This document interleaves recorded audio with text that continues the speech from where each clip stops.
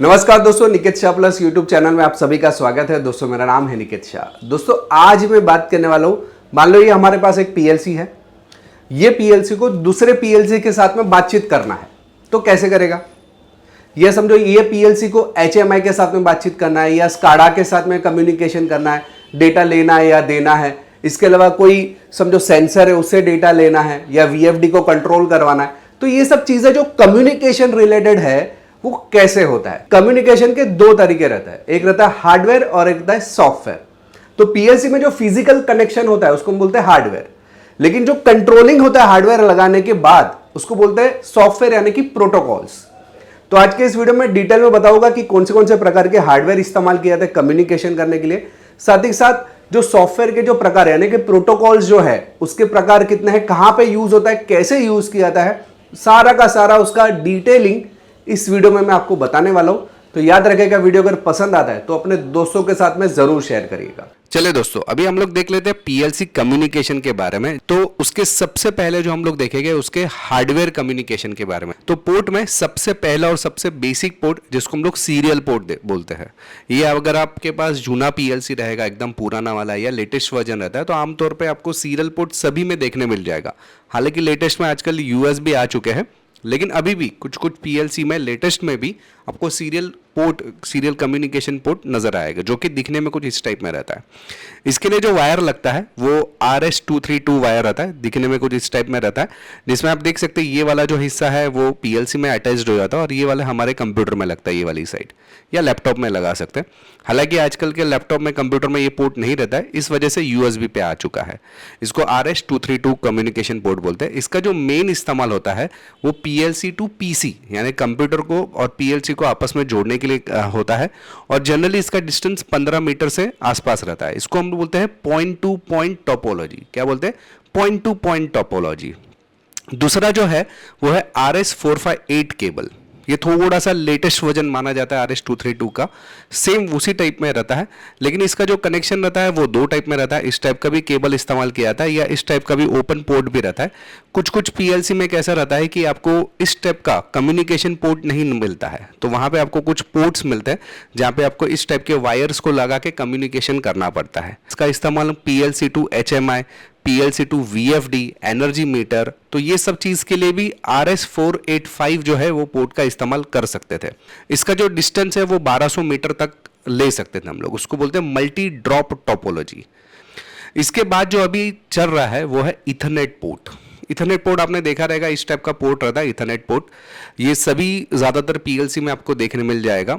इसमें जो प्रोटोकॉल्स काम करते हैं वो मोडबस, TCP, प्रोफेनेट या इथरनेट IP, ये सब क्या है आगे मैं डिस्कस करूंगा। फिलहाल आप ध्यान रखो कि इसके जो प्रोटोकॉल्स के नाम आपको यहाँ पे मैंने बताए गए, और इस पोर्ट को बोला जाता है इथरनेट पोर्ट। इसकी स्पीड काफ़ी हाई मानी जाती है। डिस्टेंस 100 मीटर पर सेगमेंट का मतलब है एक एंड से दूसरे एंड तक 100 मीटर। अगर लंबाई और ज़्यादा है तो बीच में एक स्विच लगाकर या बूस्टर लगा के उसको और भी लंबा कर सकते थे। तो ये इथरनेट केबल आज की तारीख में लेटेस्ट माना जाता है और हम लोग इस्तेमाल करते हैं। ये जो है इसमें जो केबल लगता है वो RJ45 कनेक्टर रहता है, मतलब इसमें हम लोग CAT5 या CAT6 का वायर यूज़ करते हैं, और जो कनेक्टर रहता है उसको RJ45 बोलते हैं, जिसमें जो कलर कोडिंग रहता है वो इस टाइप में रहता है। इस कलर कोडिंग को भी एक नाम दिया गया है जिसको हम बोलते हैं T568B नाम, ठीक है ना। तो ये नाम का कलर कोडिंग का ही यहाँ पे इस्तेमाल किया जाता है। ये स्टैंडर्ड रहता है हमारी हर पीएलसी के लिए। इसके बाद आता है फीड बस पोर्ट। ये फीड बस पोर्ट जो रहता है बहुत ही इंपॉर्टेंट है। इसको जानने से पहले जानकारी के लिए बता दूं, हम लोग ने ऑनलाइन में भी काफ़ी सारे कोर्सेज चालू कर दिए। हमारे पास इलेक्ट्रॉनिक्स का कोर्स है, इंडस्ट्रियल ऑटोमेशन का है, RLC है, PLC है, HMI है, स्काडा है, वीडियो एडिटिंग, साउंड एडिटिंग है, रोबोटिक्स है, माइक्रो कंट्रोलर्स है, माइक्रो प्रोसेसर है, कंप्यूटर नेटवर्किंग है, EV व्हीकल का चालू किया है, CCTV का चालू है, CCNA का कोर्स है। इसके अलावा हमारे पास प्रोग्रामिंग के, कंप्यूटर बेसिक के, लैपटॉप रिपेयरिंग, मोबाइल रिपेयरिंग, वैसे 60 से ज़्यादा कोर्सेज है हमारे पास। अगर आपको ये कोर्सेज करना है, हमारा एप्लीकेशन है प्लस पॉइंट ट्रेनिंग, ये आपको गूगल प्ले स्टोर पे मिल जाएगा। अधिक जानकारी के लिए मेरा व्हाट्सअप नंबर है, आप मुझे डायरेक्ट व्हाट्सअप पे हाई का मैसेज डालो, मैं सारी जानकारी आपको व्हाट्सअप के माध्यम से भिजवा दूंगा। तो चलिए अभी देखते हैं फीड बस पोर्ट। ये फीड बस पोर्ट जो रहता है कुछ दिखने में इस टाइप में रहता है। ये फीड बस पोर्ट है।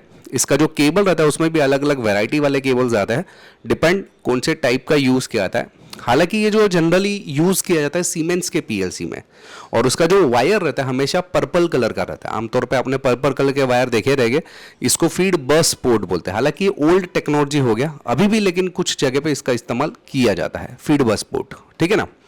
इसके अलावा कैन ओपन या डिवाइस नेट बोलते हैं हम लोग।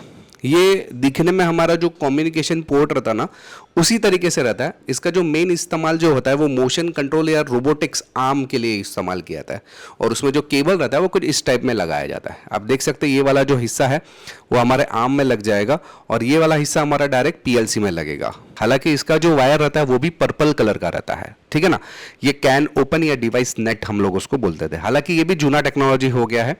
अभी जो आमतौर पर जो चलता है प्रोग्रामिंग करने के लिए वो यूएसबी पोर्ट चलता है, क्योंकि हमारे लैपटॉप्स में आजकल या कंप्यूटर्स में यूएसबी कॉमन हो जाता है, तो यूएसबी प्रोग्रामिंग पोर्ट आता है। आप देख सकते हैं यहाँ पे यूएसबी का पोर्ट रहता है, जो कि इस टाइप का केबल लग जाता है हमारी पीएलसी में, और ये वाला हिस्सा हमारे लैपटॉप में या कंप्यूटर में लगाया जाता है। तो ये सब जो है वो सब हार्डवेयर पोर्ट हो गए, यानी कि पीएलसी पे कम्युनिकेशन करने के लिए जो हार्डवेयर वाला हिस्सा है ना वो वाला है। लेकिन एक रहता है जो कि पीएलसी कम्युनिकेशन करता है आपस में एक दूसरे के साथ में सॉफ्टवेयर के जरिए। तो सॉफ्टवेयर जो रहता है ना उसमें सबसे पहला रहता है मोड बस। ये बहुत ही पॉपुलर सॉफ्टवेयर है, ये ओपन है सबके लिए। ओपन यानी क्या है, इसका कोई पैसा नहीं चार्ज होता है, और ये किसी की प्रॉपर्टी नहीं है। मतलब सीमेंस ऐसा नहीं बोल सकता मेरे अलावा कोई नहीं यूज कर सकता, ये आयरन ब्लैडली ऐसा नहीं बोल सकता कि मेरे अलावा कोई यूज नहीं, सबके लिए कॉमन है। अब ये प्रोटोकॉल होता क्या है, तो प्रोटोकॉल एक ऐसी चीज होती है, एक समझो HMI है और एक PLC है, दोनों को आपस में जो भाषा है आपस में बातचीत करने की, वो बातचीत को हम बोलते हैं प्रोटोकॉल्स, ठीक है। उसमें एक कॉमन प्रोटोकॉल है। प्रोटोकॉल का मतलब है उसका एक लैंग्वेज है जिसको मोड बस लैंग्वेज बोलते हैं, या मोड बस प्रोग्रामिंग बोलते हैं, या मोड बस बोला जाता है उसकी सरल भाषा में उसकी टेक्निक को, ठीक है ना। तो ये पीएलसी हो गया, टेम्परेचर सेंसर हो गया, मोशन ड्राइवर्स हो गया, सबके बीच में जो कम्युनिकेशन आपस में बातचीत होता है ना वो मोड बस। हालांकि उसके लिए जो वायर लगता है वो RS485 का ही लगेगा, लेकिन वो जो कम्युनिकेशन माना जाता है वो मोड बस रहता है, उसको टेक्नोलॉजी बोला जाता है मोड बस का। ये ओपन प्रोटोकॉल है, जैसे मैंने बताया किसी की प्रोप्राइटरी नहीं है। मोड बस RTU करके एक आता है जिसमें आप PLC VFD या PLC HMI को आपस में बातचीत करवा सकते हैं। उसके लिए जो वायर इस्तेमाल होता है RS485 या RS232 का इस्तेमाल किया जाता है। इसके अलावा ईथरनेट वायर का भी यूज किया जाता है, जिसके अंदर मोड बस TCP प्रोटोकॉल बोलते हैं, मोड बस TCP, ठीक है ना। वो PLC to SCADA, PLC to PLC जब भी कम्युनिकेशन होता है तो उसका इस्तेमाल हम लोग करते हैं, मोड बस TCP, ठीक है। इसके अलावा दूसरा जो रहता है प्रोफीनेट। प्रोफीनेट जो रहता है आपने नाम काफी हद तक सुना रहेगा। ये एक प्रोप्राइटरी प्रोटोकॉल है, यानी कि सीमेंस का खुद का बनाया हुआ एक प्रोटोकॉल है। सीमेंस क्या करता है, आपस में कम्युनिकेशन करने के लिए, जैसे मैं आपसे हिंदी में बातचीत कर रहा हूं, वैसे सीमेंस के जितने भी डिवाइसेस है आपस में एक दूसरे से बातचीत करने के लिए जो प्रोटोकॉल का प्रयोग करता है वो प्रोफीनेट रहता है। हालांकि ये ईथरनेट बेस्ड प्रोटोकॉल है, यानी कि इसमें जो वायर लगता है वो ईथरनेट के केबल लगाए जाते हैं। ईथरनेट केबल जो कि प्रूफीनेट बोला जाता है, वैसा प्रूफी बस भी आता है जो मैं आगे एक्सप्लेन करूंगा।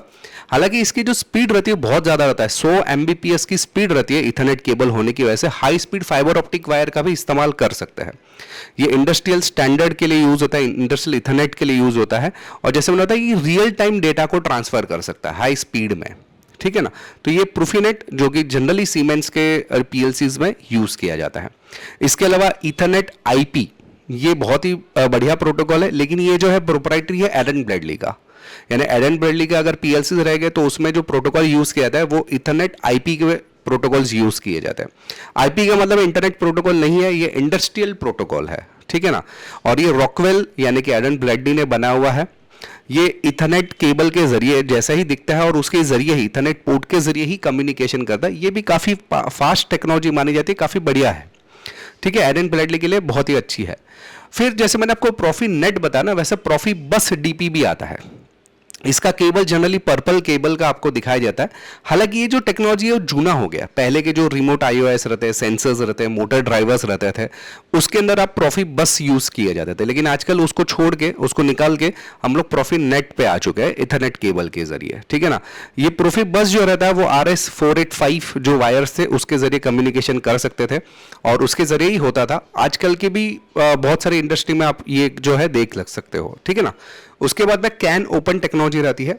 ये कैन ओपन जो रहता है ये एक प्रकार से आप बोल सकते हैं इसको कंट्रोल एरिया नेटवर्क के लिए यूज किया था, इसलिए उसका फुल फॉर्म है कैन, कंट्रोल एरिया नेटवर्क। ये जो रहता है ये भी बहुत ही वाइडली डेवलप्ड है और ये काफ़ी सारे जो मोशन कंट्रोल डिवाइसेस है उसको कनेक्ट कम्युनिकेशन करने के लिए स्लेव मास्टर के मोशन कंट्रोलर्स के लिए, खास करके सेंसर्स के लिए इसका इस्तेमाल किया जाता था। ठीक है, इस टाइप की टेक्नोलॉजी का इस्तेमाल किया जाता था। हालांकि मोटर्स, सर्वो मोटर्स, एनकोडर्स, उसमें भी इसी टाइप के जो है प्रोटोकॉल्स का यूज़ किया था कम्युनिकेशन करने, कैन ओपन। ठीक है ना, आपने सुना रहेगा कहीं ना कहीं। इसके अलावा सेफ्टी कम्युनिकेशन प्रोटोकॉल्स आता है। मैंने आपको हार्डवेयर बता दिया, सॉफ्टवेयर बता दिया, सेफ्टी के रिलेटेड भी कुछ प्रोटोकॉल्स है, रूल्स एंड रेगुलेशंस है। सीमेंस जो यूज करता है वो प्रोफीसेप नाम का उनका एक प्रोटोकॉल है, वो यूज करता है सेफ्टी पर्पस के लिए, ताकि कोई उनका पीएलसी हैक ना करे। वैसे एरन ब्लैडली जो रहता है वो सीआईपी सेफ्टी करके उनका प्रोटोकॉल है वो फॉलो करते हैं।